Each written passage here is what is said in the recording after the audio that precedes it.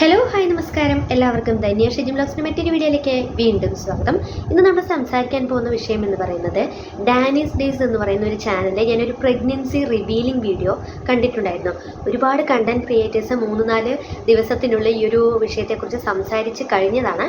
പക്ഷേ എനിക്ക് പേഴ്സണലി തോന്നിയ കുറച്ച് കാര്യങ്ങൾ ഇതിൽ പറയാൻ ഉള്ളത് കൊണ്ടാണ് ഇത്രയും ലേറ്റായിട്ടും ഈ ഒരു വീഡിയോ ഞാൻ ചൂസ് ചെയ്തത്. എന്തായാലും ഈ ഫാമിലി വ്ളോഗേഴ്സിനെ സംബന്ധിച്ചിടത്തോളം അവർക്ക് ഏറ്റവും കൂടുതൽ വ്യൂസ് കിട്ടുന്ന അല്ലെങ്കിൽ റീച്ച് കിട്ടുന്ന ഒരു വിഷയമാണല്ലേ ഈ പറയുന്ന പ്രഗ്നൻസി, മാരേജ്, അതുപോലെ തന്നെ ഡെലിവറിക്ക് ശേഷം കുഞ്ഞിൻ്റെ നൂലുകെട്ട്, ലൈക്ക് അങ്ങനെയുള്ള കാര്യങ്ങൾ വരുന്ന സമയത്ത് ഉള്ള വ്യൂസിനേക്കാളും ഒരുപാട് ഹൈ ലെവലിലുള്ള റീച്ച് അവർക്ക് പൊതുവേ കിട്ടാറുണ്ട്. അതുകൊണ്ട് തന്നെ നമ്മൾ പല കമൻറ്റ് സെക്ഷനുകളിലും കാണാറുണ്ട്, ഇവർ റീച്ചിന് വേണ്ടിയാണോ അല്ലെങ്കിൽ കണ്ടന്റിന് വേണ്ടിയാണോ ഇങ്ങനെ പ്രഗ്നൻ്റ് ആവുന്നത് എന്നുള്ളത്. അതായത് തമാശ രൂപേണ പറയുന്നതാണ് എന്നുണ്ടെങ്കിലും അതിലും ചില കാര്യങ്ങൾ ഇല്ലാതില്ല. എന്നാൽ ഈ പറഞ്ഞ ഡാനീസ് ഡേയ്സ് എന്ന് പറയുന്ന ഈ ഒരു ചാനലിലെ ഈ ഒരു പ്രഗ്നൻസി റിവീലിംഗ് വീഡിയോ സാധാരണ എല്ലാ ഫാമിലി വ്ളോഗേഴ്സ് മാത്രമല്ല മറ്റെല്ലാ ഇത്തരത്തിലുള്ള പ്രഗ്നൻസി റിവീലിംഗ് വീഡിയോ ചെയ്യുന്ന സമയത്തും അവർ വളരെയധികം സന്തോഷത്തോടുകൂടി, ഒരുപക്ഷെ ഈ ഒരു ഭൂമി കീഴടക്കിയ സന്തോഷത്തോടു കൂടിയായിരിക്കും ആ ഒരു വീഡിയോ ചെയ്യുന്നത്. അതായത് ഒരു കുഞ്ഞുങ്ങൾ എന്ന് പറയുന്നത് സാധാരണ ദൈവത്തിൻ്റെ വരദാനങ്ങളാണ്. അതുകൊണ്ട് തന്നെ ഒരുപാട് ആളുകൾക്ക്, എനിക്ക് തന്നെ പേഴ്സണലി അറിയുന്ന ഒരുപാട് ആളുകൾക്ക് വർഷങ്ങളോളം കുഞ്ഞുങ്ങൾ ഇല്ലാതെ ഒരു കുഞ്ഞിന് വേണ്ടി നോമ്പ് നോറ്റ് അല്ലെങ്കിൽ ഓരോ അമ്പലങ്ങളിലും വഴിപാടുകൾ നടത്തിയും അങ്ങനെ കരഞ്ഞ് ദൈവത്തെ വിളിച്ചുകൊണ്ടിരിക്കുന്ന ഒരുപാട് പേരെ എനിക്കറിയാം. അങ്ങനെ ഇരിക്കെ ഇവർക്കിപ്പോൾ ഈ ഒരു ഇവർ പ്രഗ്നൻ്റ് ആവുന്നു എന്നറിയുമ്പോൾ അതിൽ വളരെയധികം നമുക്ക് എടുത്ത് പറയേണ്ട കുറച്ച് ഗുരുതരമായിട്ടുള്ള കാര്യങ്ങളുണ്ടെങ്കിൽ അതിൽ ചൂണ്ടിക്കാണിക്കപ്പെടേണ്ട കുറച്ച് സീരിയസ് ആയിട്ടുള്ള കാര്യങ്ങൾ ഉള്ളതുകൊണ്ട് തന്നെയാണ് എനിക്കതിനെക്കുറിച്ച് സംസാരിക്കണം എന്ന് തോന്നിയതും.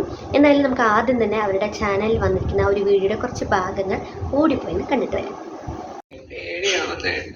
എന്തിനു പേടിക്കുന്നത്? ഇങ്ങനൊരു കാര്യം. Hello guys, welcome back to Dani's days. അപ്പം നിങ്ങൾ എല്ലാരും ഒരു കാര്യം ചോദിച്ചു, ഒറ്റൊരു വീഡിയോയിലായിരുന്നു ചോദിച്ചു. 1-2 ഷോർട്സിൽ ചോദിച്ചായിരുന്നു അച്ചു പ്രഗ്നന്റ് ആണോ എന്ന്. അപ്പൊ guys finally we are pregnant. Achu 2ാമത് പ്രഗ്നന്റ് ആയിരിക്കുകയാണ്. താണ്ട ഇയാൾക്ക് ഒരു കോട്ടൂടെ. പക്ഷെ അച്ചുവിന് സത്യം പറഞ്ഞു കഴിഞ്ഞാൽ എന്താ മെന്റലി അങ്ങോട്ട് ഓക്കെ ആവുന്നില്ല. എല്ലാ കാര്യങ്ങളും പെട്ടെന്ന് അപ്രതീക്ഷിതമായതുകൊണ്ട് ഒട്ടും എക്സ്പെക്ട് ചെയ്യാത്തതായിരുന്നു. അതെ, എനിക്ക് വേറെ പ്രശ്നമൊന്നുമില്ല. എനിക്ക് നീനു ബേബിയുടെ കരയുന്ന എന്തിനു? നീ എപ്പോ പറഞ്ഞാലും കരച്ചില്ല. നീനു ബേബിയുടെ കാര്യം ആലോചിക്കുമ്പോഴാണ് എനിക്ക് പ്രശ്നം. നീ എന്റെ വിഷമിക്കേണ്ട ആവശ്യമില്ലല്ലോ.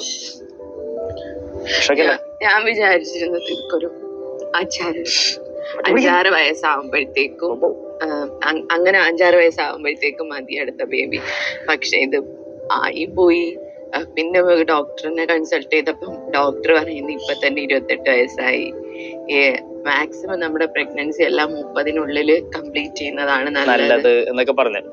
അപ്പൊ ഓക്കെ, അപ്പോൾ ഇവർക്ക് ഇതൊരു പ്രഗ്നൻസി റിവീലിംഗ് വീഡിയോ ആണ്. അപ്പോൾ ഇവർക്ക് 2ാമതൊരു കുഞ്ഞ് പിറക്കാനായിട്ട്, അതായത് അവർ പ്രഗ്നൻ്റ് ആവുന്നു.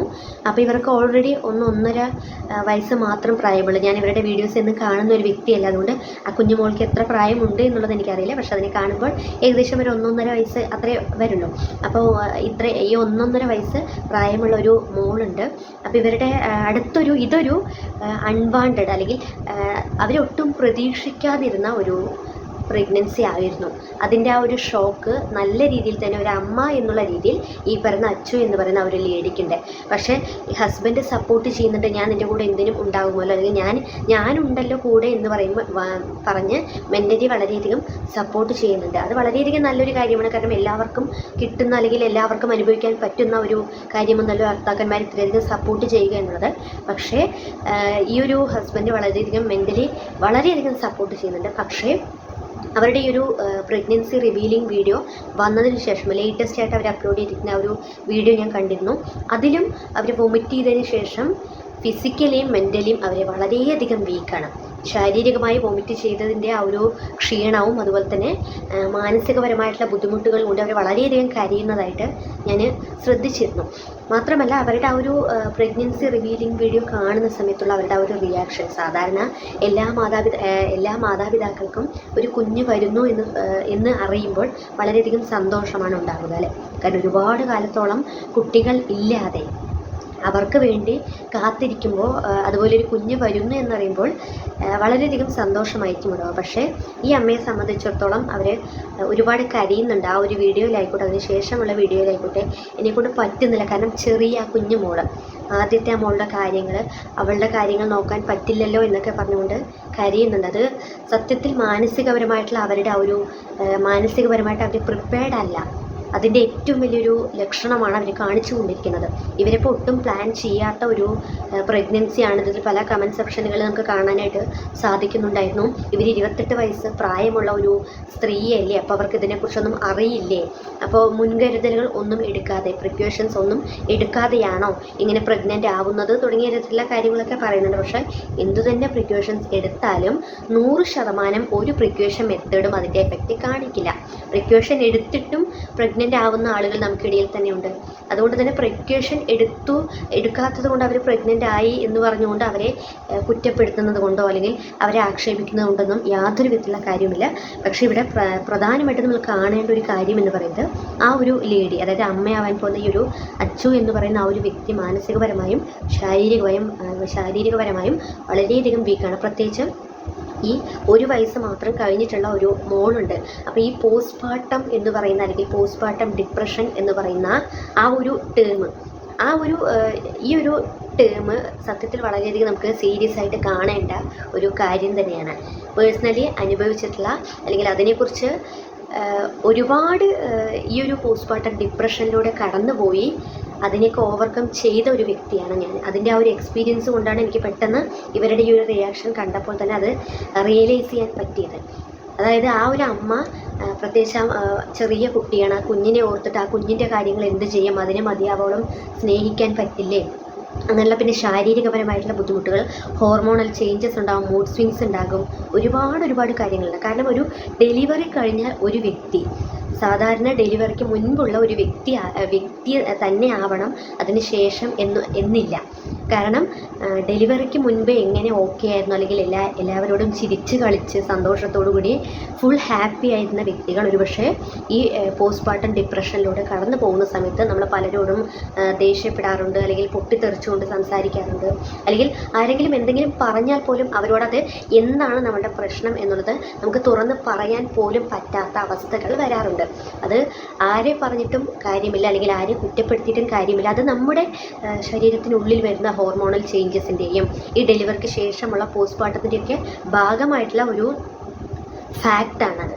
പക്ഷെ അത് ചിലരൊക്കെ മനസ്സിലാക്കുന്നുണ്ട്, പക്ഷേ പലരും മനസ്സിലാക്കാതെ പോകുന്നുണ്ട്. കാരണം നമ്മൾ ആവശ്യമില്ലാതെ ദേഷ്യപ്പെടുന്നു, അല്ലെങ്കിൽ പൊട്ടിത്തെറിക്കുന്നു, സംസാരിക്കുന്നു, അനാവശ്യമായി ഓരോ കാര്യങ്ങൾ ചെയ്യുന്നു, ലൈക്ക് അത്തരത്തിലുള്ള കാര്യങ്ങൾ പറഞ്ഞുകൊണ്ട് ആ ഒരു വിഷയത്തെ അത് സ്വാഭാവികമാണ് എന്ന് പറഞ്ഞ് ഇല്ലാതാക്കുകയാണ് പൊതുവെയുള്ള നമുക്ക് കണ്ടുവരുന്ന ഒരു കാര്യം എന്ന് പറയുന്നത്. പക്ഷെ ആ ഒരു അമ്മ ഇപ്പോൾ കടന്നു പോകുന്ന ആ ഒരു സ്റ്റേജ് അത് വളരെയധികം ഇമ്പോർട്ടൻ്റ് ആണ്. കാരണം ഇപ്പോൾ അവരുടെ കുഞ്ഞ് വളർന്നു വരുന്ന ഒരു സമയമാണ്. അപ്പോൾ ആ കുഞ്ഞ് ഗർഭപാത്രത്തിനകത്തിരിക്കുമ്പോൾ ഈ അമ്മയ്ക്കുണ്ടാവുന്ന ആ ഫീലിങ്സ്, അമ്മയ്ക്ക് സന്തോഷമാണോ, സങ്കടമാണോ, ദേഷ്യമാണോ, അതെല്ലാം ആ കുഞ്ഞിനെയും ബാധിക്കും. അപ്പോൾ ഈ അമ്മ അച്ചു എന്ന് പറയുന്ന ഈ ഒരു ലേഡിയോട് എനിക്ക് ഇവരോട് പറയാനുള്ളത് ഒന്ന് മാത്രമേ ഉള്ളൂ. നിങ്ങൾക്ക് ആ ഒരു ഡെലിവറി മീൻസ് ആ ഒരു പ്രഗ്നൻസി കണ്ടിന്യൂ ചെയ്ത് പോകാൻ താല്പര്യമില്ല, അത് ഒട്ടും പറ്റില്ല എന്നുണ്ടെങ്കിൽ, മെൻ്റലി ഫിസിക്കലി ഓക്കെ അല്ല എന്നുണ്ടെങ്കിൽ ഒരു ഡോക്ടറെ പോയി കാണുക. അല്ലാതെ നമ്മൾ എല്ലാ വീഡിയോസിൽ എന്നല്ല, എല്ലാ ദിവസവും ഇതുപോലെ കരഞ്ഞുകൊണ്ടും ദേഷ്യപ്പെട്ടുകൊണ്ടല്ലോ, അല്ലെങ്കിൽ പ്രഗ്നൻ്റ് ആയല്ലോ, ഇനി മോളുടെ കാര്യം എന്ത് ചെയ്യും, എൻ്റെ കാര്യങ്ങൾ എന്ത് ചെയ്യും, എൻ്റെ എല്ലാ റുട്ടീനും മാറിയല്ലോ എന്ന് പറഞ്ഞ് വിഷമിച്ചിരുന്നാൽ അതെല്ലാം ആ കുഞ്ഞിനെ ബാധിക്കും. അത് ആ കുഞ്ഞിൻ്റെ ബ്രെയിൻ ഡെവലപ്മെൻറ്റിനെയും എല്ലാ രീതിയിലും ബാധിക്കും. അത് വലിയൊരു നമ്മൾ സീരിയസ് ആയിട്ട് കാണേണ്ട ഒരു കാര്യം തന്നെ. കാരണം ഈ ഒരു പോസ്റ്റ്പാർട്ടം ഡിപ്രഷൻ എന്ന് പറയുന്നത് ഒരിക്കലും നമുക്ക് നോർമലൈസ് ചെയ്ത് കാണേണ്ട, അല്ലെങ്കിൽ ഇത് ഇത്രയല്ലേ ഉള്ളൂ, ഇതെല്ലാവരും പലരും പറയുന്നത് ഞാൻ കേട്ടിട്ടുണ്ട്, ഞങ്ങളൊക്കെ 4ഉം 5ഉം പെറ്റതാണല്ലോ, നിനക്ക് മാത്രമാണ് ഈ ഒരു പ്രശ്നമുള്ളത്, ഞങ്ങളൊക്കെ എങ്ങനെയാണ് ഞങ്ങളുടെ മക്കളെ വളർത്തിയത് എന്നുള്ളതൊക്കെ. പക്ഷേ നമ്മൾ അനുഭവിക്കുന്ന ആ ഒരു വിഷമം അല്ലെങ്കിൽ നമ്മൾ അനുഭവിക്കുന്ന ആ ഒരു ബുദ്ധിമുട്ട് എന്താണ് എന്നുള്ളത് നമുക്ക് മാത്രമേ അറിയുള്ളൂ. അതിപ്പോൾ ഒരു വ്യക്തി നമ്മളെ എത്രയൊക്കെ നമ്മളെ സപ്പോർട്ട് ചെയ്യാനുണ്ട് എന്ന് പറഞ്ഞാലും ഒരിക്കലും നമ്മൾ കടന്നു പോകുന്ന ആ ഒരു വഴികൾ അല്ലെങ്കിൽ നമ്മുടെ മാനസികപരമായ ചിന്തകളായിക്കോട്ടെ, നമ്മൾ ചെയ്യുന്ന പ്രവൃത്തികളായിക്കോട്ടെ, അതൊന്നും നമുക്ക് ഒരു പരിധി വരെ സെൽഫ് കൺട്രോൾ ചെയ്യാൻ പറ്റുള്ളൂ. ഒരു പരിധിക്ക് അപ്പുറത്തേക്ക്, അതുകൊണ്ടാണ് നമ്മൾ ചില കേസുകളിലൊക്കെ സ്വന്തം അമ്മ കുഞ്ഞിനെ കൊന്നു അല്ലെങ്കിൽ ഒരുപാട് ഉപദ്രവിച്ചു, ശാരീരികമായി ഉപദ്രവിക്കുന്നു എന്നുള്ള കേസുകളൊക്കെ നമ്മൾ കാണാറുണ്ടല്ലോ അല്ലേ. ഈ ഇടയ്ക്ക് തന്നെ ഒരു തലയണ വെച്ചുകൊണ്ട് ഒരു അമ്മ ഒരു കുഞ്ഞിനെ കൊന്നു എന്ന് പറഞ്ഞുകൊണ്ട് ഒരു വാർത്ത വന്നിരുന്നു. ആ ഒരു സമയത്തും ആ അമ്മയെ ആക്ഷേപിച്ചുകൊണ്ട്, ആ അമ്മയെ കുറ്റപ്പെടുത്തിക്കൊണ്ട് ഒരുപാട് പേര് സോഷ്യൽ മീഡിയയിൽ വന്നിട്ടുണ്ടായിരുന്നു. എന്നാൽ ആ അമ്മയുടെ മാനസികാവസ്ഥ എന്തായിരുന്നു? അവർക്ക് ഓൾറെഡി ഡിപ്രഷൻ ഉണ്ടായിരുന്നു, അതിൻ്റെ മെഡിക്കേഷനിലായിരുന്നു.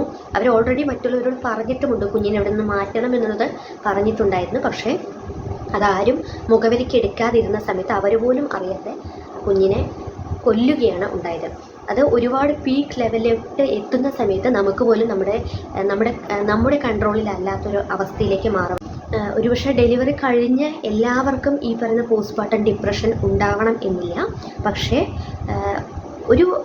ഏകദേശം ഒരു 80-85% ആളുകൾക്ക് ഞാൻ മനസ്സിലാക്കിയത് വെച്ചിട്ട് ഈ പറയുന്ന പോസ്റ്റ്മോർട്ടം ഡിപ്രഷൻ ഉണ്ട്. അപ്പോൾ അങ്ങനെയുള്ളവരോട് എനിക്ക് പറയാനുള്ളത് ഒന്ന് മാത്രമല്ല, നമ്മൾ ആ ഒരു സമയത്ത് നമ്മുടെ മൈൻഡ് നമ്മൾ തന്നെ കൺട്രോൾ ചെയ്യുക.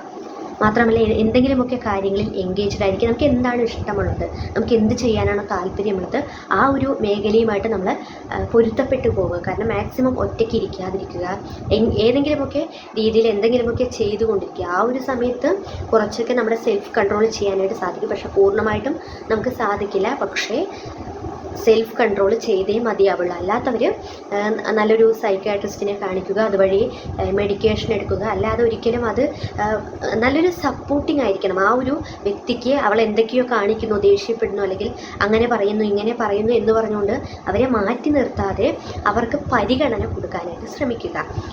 അവരുടെ മനസ്സിലൂടെ കടന്നു പോകുന്ന ചിന്തകൾ എന്താണ്, അല്ലെങ്കിൽ അവരുടെ മനസ്സിൽ ഉണ്ടാകുന്ന പ്രശ്നങ്ങൾ എന്താണ് എന്നുള്ളത് നമുക്ക് ആർക്കും അറിയില്ല. അത് അവരുടെ മനസ്സ് തുറന്ന് സംസാരിക്കാനായിട്ട് ശ്രമിക്കുക. അപ്പോൾ ഈ പറഞ്ഞ അച്ചു എന്ന് പറയുന്ന ഈ ഒരു ലേഡിക്ക് ഹസ്ബൻഡ് ഫുൾ സപ്പോർട്ടീവ് ആണ് എന്നുള്ളതാണ് എനിക്ക് പേഴ്സണലി തോന്നിയിട്ടുള്ളത്. കാരണം അവരുടെ മുൻപുള്ള പല വീഡിയോസിലും അവർക്കായിട്ട് കുക്ക് ചെയ്ത് കൊടുക്കുന്നുണ്ട്, അവർക്കായിട്ട് ഒരുപാട് ഹെൽപ്പ് ചെയ്യുന്നുണ്ട്. അതുകൊണ്ട് തന്നെ ആ ഒരു ഹെൽപ്പ് എന്തായാലും ഉണ്ടാകുമായിരിക്കും. പക്ഷേ അവർ മെൻ്റലി ഓക്കെ അല്ല എന്നുണ്ടെങ്കിൽ എത്ര ഹെൽപ്പ് ചെയ്താലും, എത്ര അവരോട് മെൻ്റലി നിന്നോടൊപ്പം ഞാനുണ്ട് അല്ലെങ്കിൽ നിൻ്റെ കൂടെ ഞാനുണ്ട് എന്ന് പറഞ്ഞുകൊണ്ട് സപ്പോർട്ട് ചെയ്താലും അതിൽ യാതൊരു കാര്യവുമില്ല. അപ്പോൾ ആ ഒരു വീഡിയോയിൽ തന്നെ അവർ ഇട്ടിരിക്കുന്ന ഈ ഒരു റിവീലിംഗ് വീഡിയോയ്ക്ക് ശേഷം വന്നിരിക്കുന്ന വീഡിയോകളിലെല്ലാം അവർ ഫുൾ അപ്സെറ്റാണ്. അപ്പോൾ മെൻ്റലി ഓക്കെ അല്ല.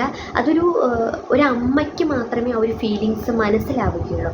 കാരണം ആ ഒരു കുഞ്ഞിന് ഈ ചെറിയൊരു പ്രായമുള്ള ഈ ഒരു കുഞ്ഞിൻ്റെ കാര്യം, ബാക്കിയുള്ള കാര്യങ്ങൾ കാരണം ഒരു കുഞ്ഞ് ഭൂമിയിൽ പിറവി എടുക്കുന്നതോടുകൂടി ആ കുഞ്ഞിന് വേണ്ടി ചെയ്യാൻ ഒരുപാട് കാര്യങ്ങളുണ്ട്. അല്ലാതെ ഒരു കുഞ്ഞിനെ ഇപ്പോൾ ആ ഒരു വ്യക്തി പറയുന്നതായിട്ട് ഞാൻ കേട്ടു, ദൈവം തന്നു നമ്മൾ സ്വീകരിച്ചു എന്നുള്ളത്. അതല്ല. അതായത് നമുക്ക് എത്ര വേണമെങ്കിലും കുഞ്ഞുങ്ങളെ ഉണ്ടാക്കാം, വളർത്താം, എന്ത് വേണമെങ്കിൽ ചെയ്യാം. പക്ഷേ ഒരു കുഞ്ഞിനെ വളർത്തുന്നതും കുഞ്ഞിനെ നല്ല രീതിയിൽ വളർത്തുന്നതും തമ്മിൽ നല്ല വ്യത്യാസമുണ്ട്. അപ്പോൾ ഈ പറയുന്ന പ്രിക്വേഷൻ എടുത്തില്ല എന്ന് പറഞ്ഞുകൊണ്ട് നെഗറ്റീവ് ആക്കാനോ അല്ലെങ്കിൽ അത് പക്ഷേ ഇത്തരത്തിലുള്ള കമൻറ്റുകളൊക്കെ അവരെ വല്ലാതെ ബാധിക്കും എന്നുള്ളത് ഒരു ഫാക്റ്റ് തന്നെയാണ്. അപ്പോൾ ഇനിയെങ്കിലും ഈ ഒരു പ്രഗ്നൻസി കണ്ടിന്യൂ ചെയ്യാൻ താല്പര്യം ഇല്ല എന്നുണ്ടെങ്കിൽ അതിൻ്റേതായ രീതിയിൽ മൂവ് ചെയ്യുക. അല്ലാത്ത പക്ഷം ഈ ഒരു പ്രഗ്നൻസിയുമായി ഒത്തുപോകാനാണ് താല്പര്യം എന്നുണ്ടെങ്കിൽ മാക്സിമം മെൻ്റലി ഫിസിക്കലി ഓക്കെ ആയി മനസ്സിനെ പറഞ്ഞു പഠിപ്പിക്കാനായിട്ട് ശ്രമിക്കുക. ഈ ഒരു വീഡിയോ കാണുന്ന ഏതെങ്കിലും ഒരു വ്യക്തി ഈ ഒരു സിറ്റുവേഷനിലൂടെ കടന്നു പോകുന്നുണ്ടെങ്കിൽ, അല്ലെങ്കിൽ ഈ ഒരു പോസ്റ്റ്മോർട്ടം ഡിപ്രഷൻ എന്ന് പറയുന്ന ഒരു സ്റ്റേജിലൂടെ കടന്നു പോകുന്നുണ്ടെങ്കിൽ അവരോടൊക്കെ എനിക്ക് പറയാൻ ഒന്നേ ഉള്ളൂ, സെൽഫ് കൺട്രോൾ. നമ്മൾ തന്നെ നമ്മളെ സ്വയം കൺട്രോൾ ചെയ്യാനായിട്ട് ശ്രമിക്കുക. അപ്പോൾ നമ്മളെ കൺട്രോൾ ചെയ്യാൻ മറ്റേത് വ്യക്തി എത്രയൊക്കെ സപ്പോർട്ട് ചെയ്യും എന്ന് പറഞ്ഞിട്ടും കാര്യമില്ല. നമുക്ക് നമ്മളെ കൺട്രോൾ ചെയ്യണം എന്നുണ്ടെങ്കിൽ നമ്മളെ സ്നേഹിക്കുക. അപ്പോൾ നമ്മളെ കൺട്രോൾ ചെയ്യാൻ നമുക്ക് തീർച്ചയായും പറ്റും. അപ്പോൾ ഒരു വ്യക്തിക്കെങ്കിലും, ഈ ഒരു വീഡിയോ കാണുന്ന ഒരു വ്യക്തിക്കെങ്കിലും ഇതിനെപ്പറ്റി ഒരു തിരിച്ചറിവുണ്ടായി എന്നുണ്ടെങ്കിൽ അത് എൻ്റെ വിജയമായിട്ട് ഞാൻ കാണുന്നു. സോ പ്രേക്ഷകർക്ക് എന്താണ് ഈ ഒരു വീഡിയോയെക്കുറിച്ച് പറയാനുള്ളത്, നിങ്ങൾ വലിയേറെ അഭിപ്രായങ്ങൾ താഴെ കമൻറ്റ് ബോക്സിൽ അറിയിക്കുക. നമ്മുടെ ചാനൽ ആദ്യമായി കാണുന്ന ഏതെങ്കിലും കൂട്ടുകാരുണ്ടെങ്കിൽ ഒന്ന് സബ്സ്ക്രൈബ് ചെയ്ത് തൊട്ടടുത്ത് തന്ന ഒരു ബെൽ ബട്ടൺ എനേബിൾ ചെയ്താൽ നമ്മൾ അപ്ലോഡ് ചെയ്യുന്ന വീഡിയോസിൻ്റെ നോട്ടിഫിക്കേഷൻ കൃത്യമായി നിങ്ങൾക്ക് മുന്നിൽ എത്തുന്നതായിരിക്കും.